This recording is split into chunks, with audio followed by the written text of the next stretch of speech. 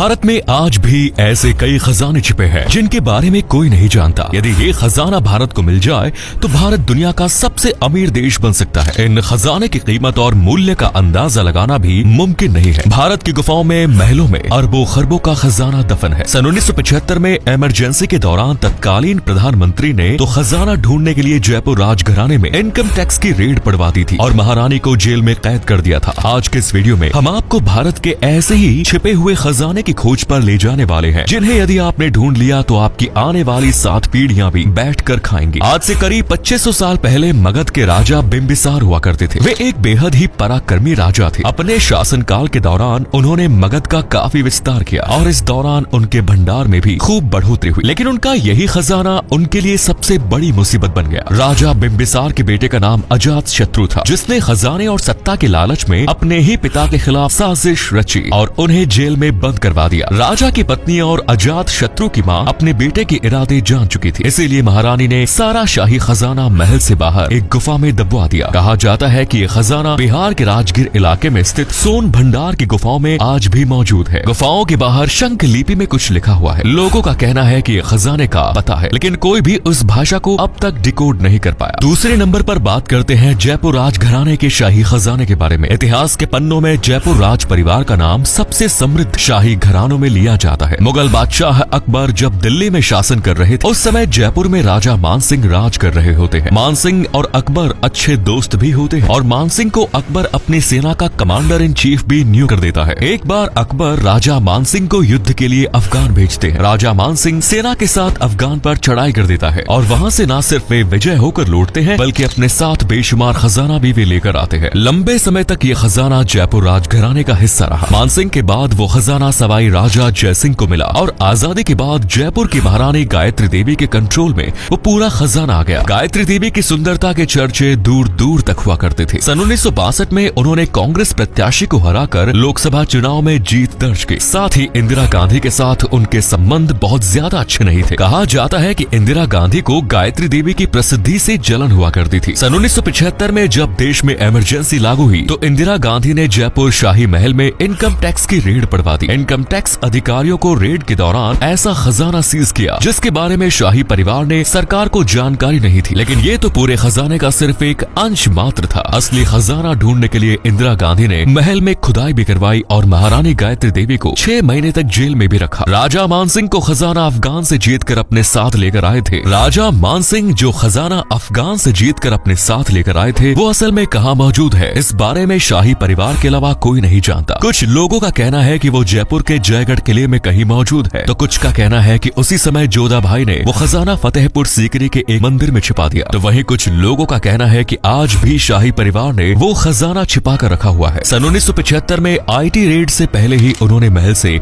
वो सारा खजाना किसी गुप्त स्थान पर छिपा दिया। उस खजाने की कीमत कितनी होगी, इस बारे में अंदाजा लगाना मुश्किल है। अगले खजाने की ओर बढ़ते हुए अब आपको नादिर शाह के खजाने के बारे में बताते हैं। 18वीं शताब्दी के दौरान नादिर शाह ने कई बार भारत पर आक्रमण किया और भारत से बेशुमार धन दौलत संपत्ति लूटकर अपने साथ ले गया। कहा जाता है कि सन 1739 में उसने भारत से इतना अधिक खजाना लूटा कि लूटे हुए खजाने का काफिला 150 मील लंबा था। अपने साथ वो मयूर सिंहासन भी अफगान ले गया। सन 1748 में नादिर शाह की मौत के बाद अहमद शाह अब्दाली अफगान का शासक बना और उसने सारे खजाने को अपने कब्जे में ले लिया। ऐसा माना जाता है कि वो सारा खजाना आज भी हिंदू कुश पर्वत की तलहटी में बनी किसी गुफाओं में मौजूद है। हिंदू कुश पर्वत की सीमाएं पाकिस्तान से अफगानिस्तान तक 800 किलोमीटर एरिया में फैली हुई है। इतने बड़े एरिया में खजाने की खोज करना आसान नहीं है। कई लोगों द्वारा इस खजाने की खोज की कोशिश की जा चुकी है, लेकिन आज तक किसी को भी सफलता नहीं मिल पाई। मुकम्बिका मंदिर का खजाना दोस्तों कर्नाटक के उडुपी जिले के कोल्लूर में एक 1200 साल पुराना मंदिर स्थित है। कहा जाता है कि इस मंदिर में भी हजारों करोड़ रुपयों का खजाना छिपा हुआ है। मंदिर के पुजारी और स्थानीय लोगों का मानना है कि उस खजाने की रक्षा स्वयं नाग देवता कर रहे हैं। मंदिर में एक जगह सांपों की आकृति भी बनी हुई है जो लोगों को खजाने से दूर रहने की चेतावनी देती है। इस मंदिर के पास फिलहाल 100 करोड़ से भी अधिक कीमत के हीरे, जेवरात और अन्य खजाना मौजूद है, लेकिन इससे कई गुना अधिक भंडार फिलहाल मंदिर के आसपास ही कहीं दबा हुआ है। अब बात करते हैं भारत के उस मंदिर के बारे में जहाँ खजाने का सबसे बड़ा भंडार मौजूद है। केरल के तिरुवनंतपुरम में स्थित पद्मनाभ स्वामी मंदिर भारत का सबसे अमीर मंदिर माना जाता है। इस मंदिर के नीचे 6 तहखाने बने हुए हैं जिन्हें लंबे समय से खोजा खोला नहीं गया। इन्हें ए से लेकर एफ वॉल्ट का नाम दिया गया है। इस मंदिर की देखरेख की जिम्मेदारी त्रावणकोर के शाही परिवार की है। साल 2011 में एक हाई कोर्ट और सुप्रीम कोर्ट ने इस मंदिर के तहखानों को खोलने का आदेश दिया। इस दौरान 6 में से 5 दरवाजे खोले गए, जहां से करीब 1 लाख करोड़ रुपयों का खजाना मिला। भगवान विष्णु की 4 फीट की शुद्ध सोने की प्रतिमा, सिंहासन, भगवान के आभूषण, गहने, Roman gold coins, Napoleon era gold coins और भी बहुत कुछ इस खजाने से प्राप्त हुआ। लेकिन रॉयल फैमिली ने वॉल्ट बी को खोलने से मना कर दिया। ऐसा माना जाता है कि इस दरवाजे को साधारण तरीके से नहीं खोला जा सकता। कुछ विशेष मंत्रों के द्वारा ही ये दरवाजा खोला जा सकता है। यदि किसी ने बलपूर्वक दरवाजा खोलने की कोशिश की तो महाप्रलय आ सकती है। इस दरवाजे के पीछे सबसे अधिक खजाना होने की बात कही जाती है। हैदराबाद का निजाम का खजाना। मीर उस्मान अली हैदराबाद के अंतिम निजाम थे, जिनकी ताजपोशी सन 1911 में की गई। मीर उस्मान अली के पास कितना खजाना था, इस बात का अंदाजा आप इसी बात से लगा सकते हैं कि साल 1937 में टाइम्स द्वारा उन्हें दुनिया का सबसे अमीर शख्स का खिताब दिया गया। 185 कैरेट हीरे का इस्तेमाल वे एक पेपर वेट की तरह किया करते थे, जिसकी कीमत होती थी 1340 करोड़ रुपए। एक रिपोर्ट के अनुसार मीर उस्मान अली के पास 236 बिलियन डॉलर्स की संपत्ति थी। आजादी के बाद हैदराबाद रियासत का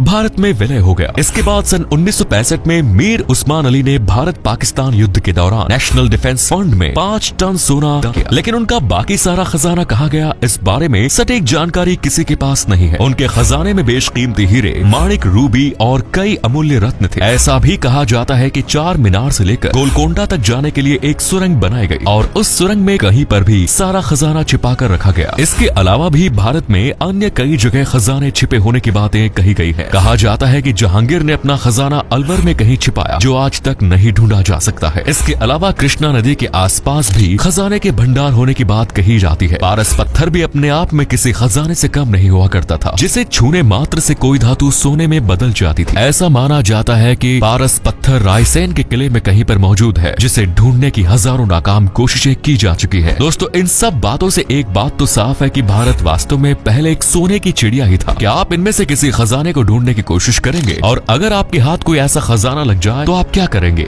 कमेंट्स में जरूर बताएं। आपसे फिर मिलेंगे एक नई वीडियो और ढेर सारी रोचक जानकारी के साथ। धन्यवाद।